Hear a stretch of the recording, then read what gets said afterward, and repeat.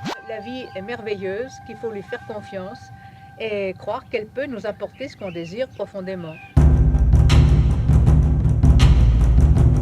Cette loi qui est d'aller plus haut, se dépasser soi-même.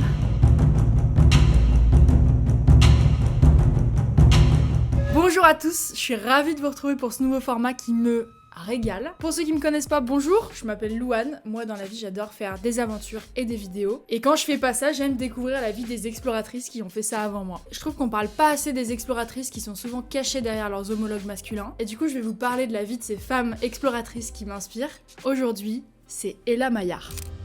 Ella Maillart, c'est une aventurière qui m'inspire depuis des années. Elle a voyagé seule dans le monde à partir de 1920. Elle a écrit plus de 20 livres sur toutes ses aventures. Elle a eu une vie des plus rocambolesques. Et je vais vous raconter son histoire.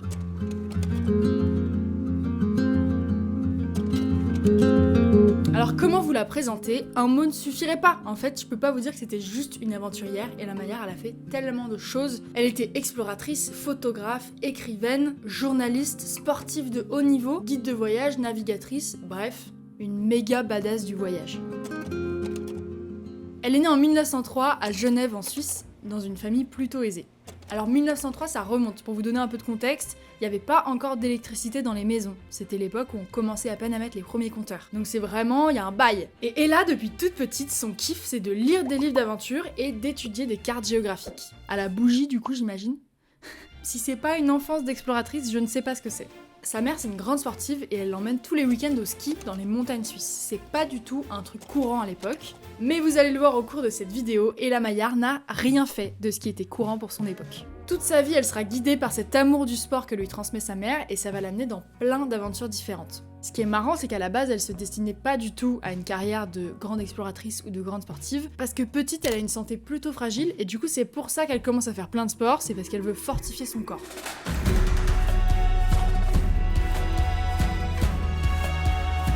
Quand elle a 10 ans, elle déménage avec sa famille dans un petit village pas très loin de Genève sur les bords du lac Léman.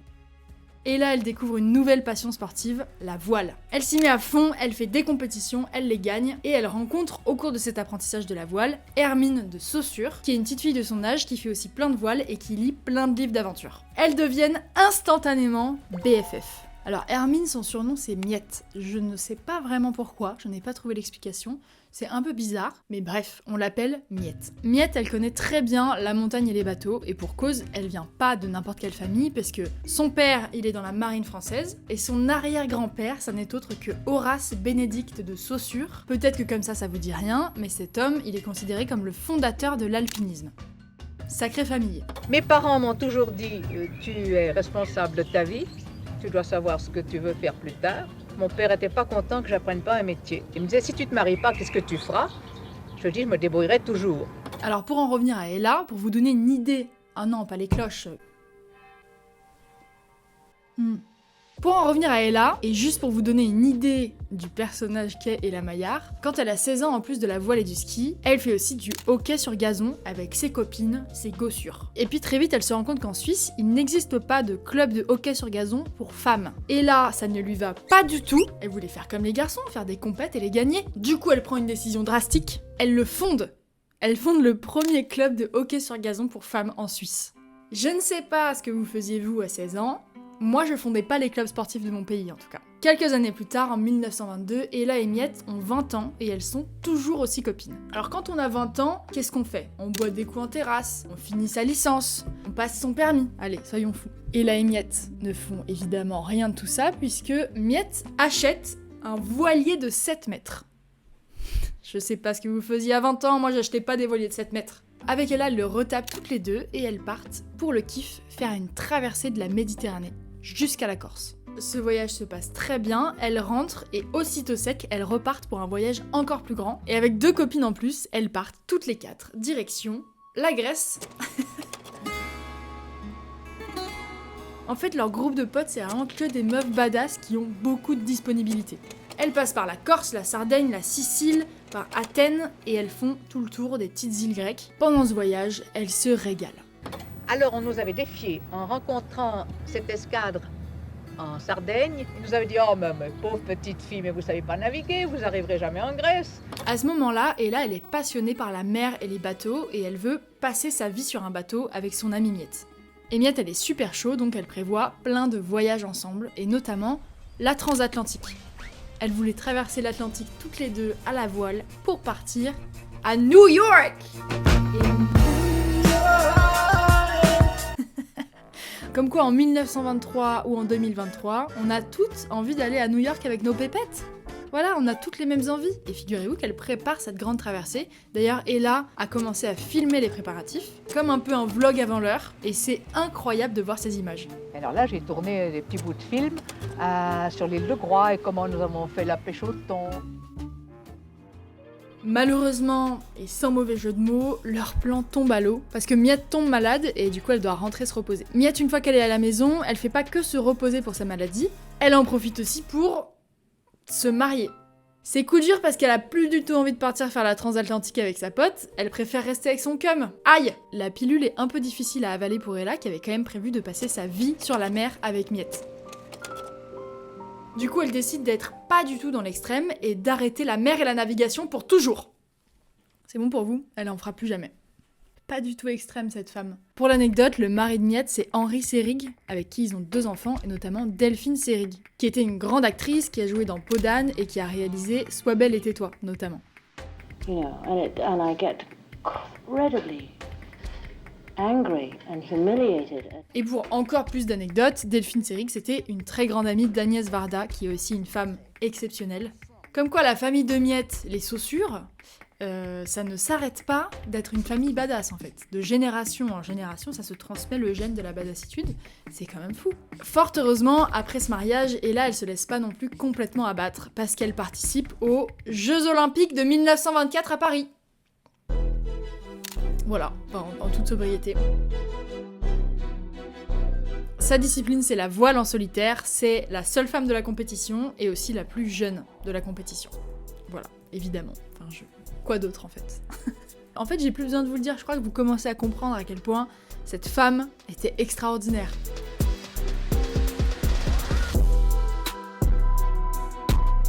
On arrive en 1925, les JO sont passés, et là elle a 22-23 ans, et elle est paumée dans la vie. Elle est paumée de ouf, ça va plus du tout. Ses parents, ils lui disent, écoutez là, le ski, la voile, c'est super, par contre il va commencer à falloir trouver un vrai métier là. Les parents de 1925 et les parents de 2023 sont les mêmes, hein. C'est quand même fou. Alors à partir de là, elle va faire plein de trucs. Elle va être dactylo, elle va aider son père à vendre des fourrures, parce qu'il a un commerce de fourrures, doublure sportive pour des films, elle va devenir prof d'anglais au Pays de Galles, modèle de sculpteur, et malgré tous ces trucs qu'elle fait, elle s'ennuie dans tout. Dans ses carnets, elle écrit « Excepté quand j'étais en mer ou quand je faisais du ski, je me sentais perdue, je ne vivais qu'à moitié. » Coup dur. En 1929, c'est un tournant dans la vie de Ella. Elle rencontre des écrivains qui reviennent de Russie et elle se dit qu'elle aussi, elle a très envie d'aller voir ce qui se passe là-bas. Pour le contexte, la Russie en 1929, c'est pas Jojo. Voilà, c'est pas la folie. Déjà parce que c'est encore l'URSS et qu'en plus, 1929, c'est l'année de la prise de pouvoir complète par Staline. Ambiance. Et là, ça lui en touche une sans faire bouger l'autre, elle y va. Elle prépare son voyage, elle rencontre la veuve de Jack London qui propose de lui financer ce voyage, donc, ni une ni deux, elle s'envole pour la Russie, pour se lancer dans une enquête sur la jeunesse russe. Elle a 26 ans, elle débarque à Moscou en pleine révolution et en pleine famine. En mode, je me la coule douce à la playa. Elle se l'est pas coulée douce à la playa. Et là, elle s'immerge à fond à Moscou. Elle rencontre les gens, elle se balade partout dans Moscou, elle s'intéresse au cinéma russe, elle rencontre des écrivains, des réalisateurs, et elle note dans ses petits carnets tout ce qu'elle voit. Sauf qu'au bout d'un moment, elle en a marre, parce que Ella, c'est une femme de la montagne, et la nature lui manque. Alors elle se fait copine avec un groupe de jeunes qui a pour projet d'aller traverser le Caucase à pied. Alors le Caucase, c'est une région montagneuse à la frontière de la Russie et de la Géorgie, et son sommet le plus haut culmine à 5600 mètres. Évidemment que Ella le gravit. Est-ce que le contraire vous aurait étonné? Par contre, ce qui va vous étonner, c'est que j'ai lu que son petit kiff, c'était de gravir ces montagnes pieds nus. Elle écrit encore une fois dans ses carnets « Les excursions sont gravées en moi non par les yeux, mais par la plante de mes pieds. » Je vous disais, une femme de la nature. Elle reste à peu près 1 an entre la Russie et le Caucase, et puis elle doit rentrer. Pour se reposer, Pas du tout! Pour participer au championnat du monde de ski à Muren en 1931. En fait, Ella Maillard, c'est tout en sobriété. C'est-à-dire qu'elle aime la voile, elle fait les JO de voile, elle rencontre quelqu'un qui lui dit la Russie c'est cool, elle part s'installer en Russie, elle aime bien le ski, elle fait les championnats du monde de ski, c'est logique. En plus, le ski à l'époque, ça devait vraiment être un délire parce qu'il n'y avait pas de gants, pas de casque. Les bâtons, c'était des gros bouts de bambou. En 1932, c'est une grande année pour Ella Maillard. Elle a 29 ans, évidemment qu'elle reparticipe au championnat du monde de ski, c'est devenu une petite routine. Mais ce qui est important pour elle cette année-là, c'est pas ça. Elle publie son premier livre qui s'appelle Parmi la jeunesse russe de Moscou au Caucase, qui raconte toute son épopée en URSS et qui rencontre, figurez-vous, un grand succès. C'est ce qui commence un peu à la faire reconnaître auprès des médias comme une aventurière qui pèse. Elle s'arrête évidemment pas là parce que depuis des années, elle est obsédée par l'idée d'aller en Asie, donc son but c'est d'aller explorer les coins où personne ne va pour aller rencontrer les locaux et les nomades surtout. Est-ce que ça vous étonne si je vous dis qu'elle est partie seule en Asie centrale pour traverser le Kirghizistan pour aller jusqu'à la frontière chinoise ? Elle a fait un peu comme Seb Lafrite mais il y a 100 ans quoi. Pendant ce voyage, elle a vécu tellement d'aventures qu'on dirait que je vous mens quand je vous les raconte. Déjà, pour y aller, elle a fait 4000 km de train. Mon rêve, c'est mon plus grand rêve de faire ça. Ensuite, elle traverse une grande partie du pays en cheval. Puis, elle gravit des monts de plus de 5000 mètres avec des skis qu'elle a bricolés sur place.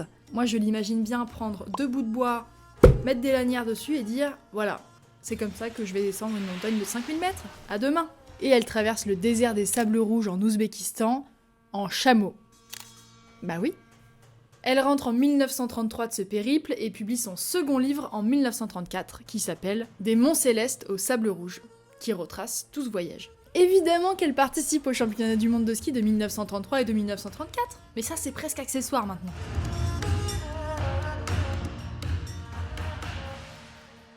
En 1935, elle commence à travailler pour Le Petit Parisien, qui est un des journaux français les plus influents à l'époque. Elle convainc le rédacteur en chef de l'envoyer faire un reportage dans l'état de Mandchourie, qui est une région au nord de la Chine qui a été colonisée par le Japon de 1932 à 1945. Évidemment, et là elle entend ça, elle veut y aller. Une fois sur place, elle rencontre Peter Fleming, qui est un journaliste pour le Times, et qui est lui aussi envoyé dans l'état de Mandchourie pour y faire des reportages. Pour l'anecdote, le frère de ce Peter, c'est Ian Fleming, qui n'est autre que le créateur de James Bond. Mr. Bond. James Bond. On est de famille de fous en famille de fous là. Et l'anecdote est encore plus folle parce qu'il paraît que Ian Fleming s'est inspiré de Peter, son frère, pour créer James Bond. Donc Peter et Ella, ça vous donne un peu l'ambiance du duo en fait. Tous les deux ils deviennent copains comme cochons et ils décident, comme ça, un matin au réveil, de traverser toute l'Asie centrale pour aller jusqu'en Inde. Ils veulent aller jusqu'au Turkestan chinois, qui est une petite partie de l'Asie qui est complètement fermée, où l'accès est interdit, parce qu'il y a une guerre civile là-bas et ils veulent documenter ce qui se passe. En gros, et avec leurs propres mots, ils cherchent à faire un buzz journalistique. Et pour trouver ce buzz, ils vont se donner. Le voyage dure 8 mois pour 8000 km à travers les montagnes tibétaines. Ils se déplacent en train, à pied et beaucoup en chameau. Tout ça c'est modernisé, il y a des grandes routes automobiles, ce qu'on a fait à chameau c'est fini. Oh oui, j'allais vous demander, quel moyen de locomotion avez-vous employé? Depuis Signy, caravane de chameau. Caravane de chameau, et chaque fois que la caravane s'arrêtait, on retrouvait des chameaux. Ils mangent de la farine d'orge grillée et de l'ail qui se trimballe dans des gros sacs. L'haleine de ce voyage, ça devait être un délire. Et ils dorment la plupart du temps dans des monastères tibétains. À la suite de ce voyage, elle a écrit évidemment un livre qui deviendra son livre le plus vendu et qui s'appelle Oasis interdite. C'est un carnet de bord au fur et à mesure du voyage et c'est vraiment génial. Elle décrit les paysages, les gens qu'elle rencontre. C'est vraiment un petit journal intime quoi.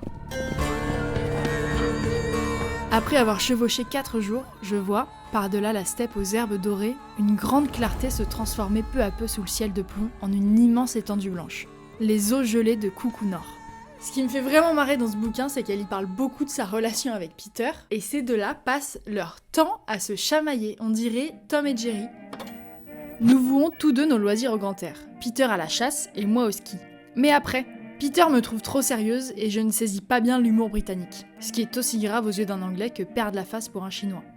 Mais en fait, ce bouquin, c'est aussi beaucoup une déclaration d'amitié immense à Peter, et je trouve ça incroyablement touchant. Par exemple, là, elle dit « Peter est le meilleur des camarades, et je me trouve être avec lui d'une franchise absolue. Notre entreprise nous lie l'un à l'autre, il est vrai, au point que vivant un peu comme deux naufragés sur une île déserte, Il arrive que les remarques prononcées chaque soir au-dessus de la soupe aient été pensées simultanément par tous les deux au cours de la journée. Mais seuls nos deux égoïsmes sont en présence et s'entraident. J'adore, c'est incroyable de lire ça, les camarades de voyage. À partir de 1937, elle continue de voyager avec le petit Parisien pour qui elle fait plein de reportages. Parce que plus on voyage et plus on voit qu'on ne sait rien et qu'il y a des choses merveilleuses à découvrir.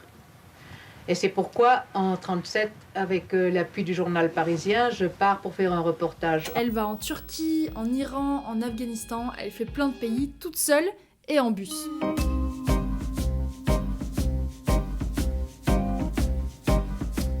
En 1939, ça commence à sentir un peu mauvais pour l'Europe. On est quand même sur une année difficile. Et à ce moment-là, elle rencontre Anne-Marie Schwarzenbach. Alors, je sais pas si je dis son nom correctement, mais j'ai l'impression que c'est ça, Schwarzenbach, qui, elle, a une voiture et qui veut découvrir l'Afghanistan. On est encore sur des amis farfelus qui ont beaucoup de disponibilité. Moi, j'ai aucune copine qui m'a proposé d'aller découvrir l'Afghanistan en voiture. Mais Ella, elle a ça. Et elle décide de partir toutes les deux en Ford pour faire Genève-Kaboul.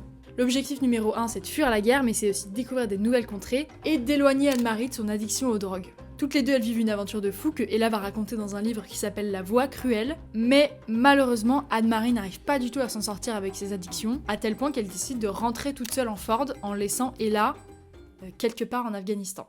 Ella, elle a décidé de pas rentrer en Europe pour fuir la guerre, et c'est assez compréhensible. Et du coup, elle décide d'aller en Inde et d'y rester le temps de la guerre sans savoir combien de temps ça va durer. Et là, elle découvre une autre forme de voyage. C'est le voyage spirituel. Elle s'immerge à fond dans la culture hindoue et elle se forme pendant 5 ans avec 2 grands maîtres de sagesse. L'objectif pour elle, là, c'est de chercher son harmonie intérieure. Elle s'intéresse à ça parce que quelques années plus tôt, quand elle était au Kirghizistan, il y a un Kirghize qui lui a dit une phrase qui l'a marquée. Il y avait un Kirghize qui m'avait dit le résultat, ce que vous cherchez. À Berlin, en 1931. Voilà, eh bien, c'est en vous que vous trouverez la réponse. Depuis, ça lui trotte dans la tête et elle passe ses 5 ans à chercher cette harmonie intérieure.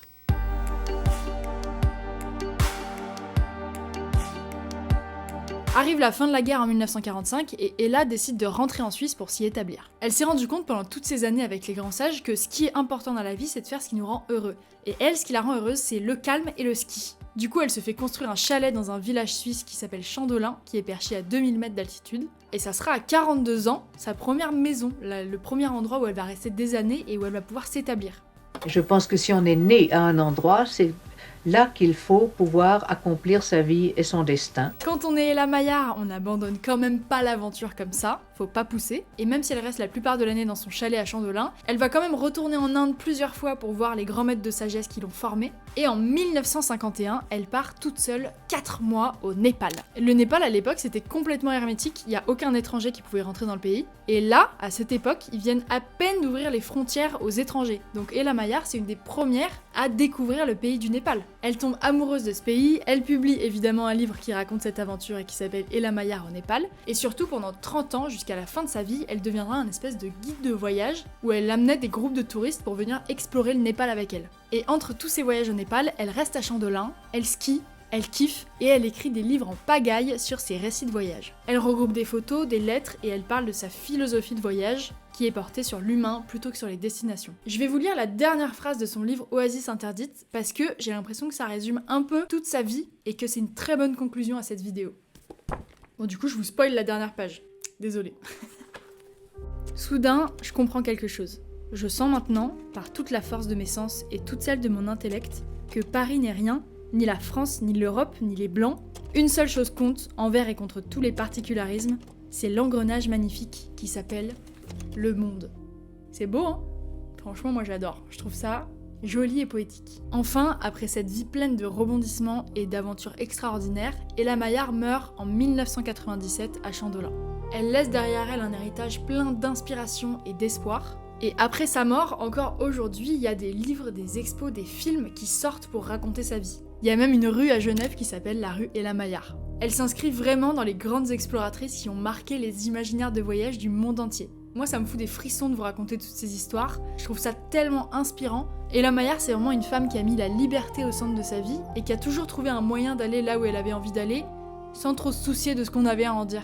J'adore le fait qu'elle ait touché à plein de choses et qu'elle ait réussi à tout combiner sans que ça l'empêche de rien faire. Sa passion pour l'aventure et les voyages l'a jamais empêchée de devenir une grande journaliste ou une sportive de haut niveau, et je trouve ça admirable.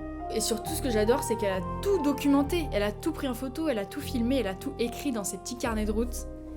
J'adore, je suis fan. J'espère que cette vidéo vous a plu et que ce format vous fait kiffer. Dites-moi dans les commentaires s'il y a d'autres femmes exploratrices dont vous avez envie que je parle. Et moi, j'ai trop hâte de vous raconter d'autres histoires de femmes inspirantes comme celle-ci. Je vous laisse là-dessus, n'hésitez pas à vous abonner si ça vous a plu.